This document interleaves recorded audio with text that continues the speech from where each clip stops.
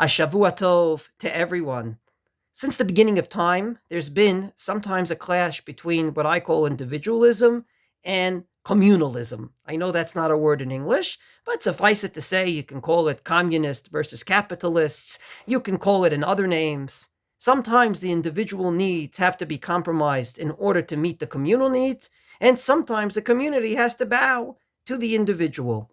One of the many places in which an individual has to sometimes compromise his own needs for the community is in a minyan. And I just want to share with you 4 episodes that happened on one Shabbos that the opposite was indeed the reality. A gentleman came in a half an hour late to Shabbos davening.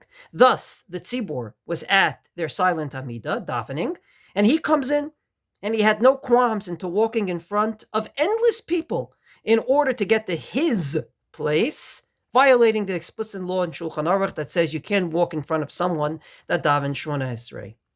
The opposite, another gentleman on a Friday night came in late, daven mincha in the foyer of the shul in such a way that no one can walk in front of him.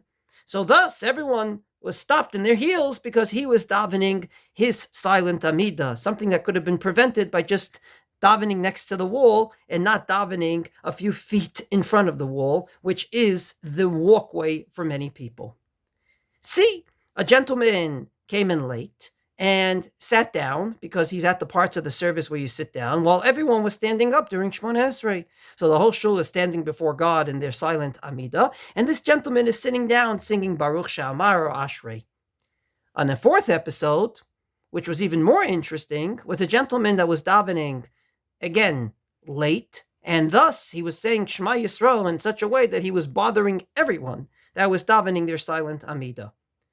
Shul, or to be more precise, minyan, is a place in which the individual has to come into expression just like the community. However, there are instances like the 4 I just mentioned, where the individual has to compromise his own individualistic needs and wants and quests for the sake of the community. You don't walk in front of people that are davening the Amida that got there on time. You don't sit down when everyone is standing up.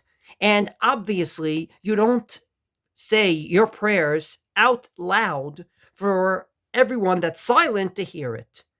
Indeed, a minyan is a great place to practice sometimes giving up my own individualistic needs, or to be more precise, compromising them a bit for the sake of the community and for decorum in shul.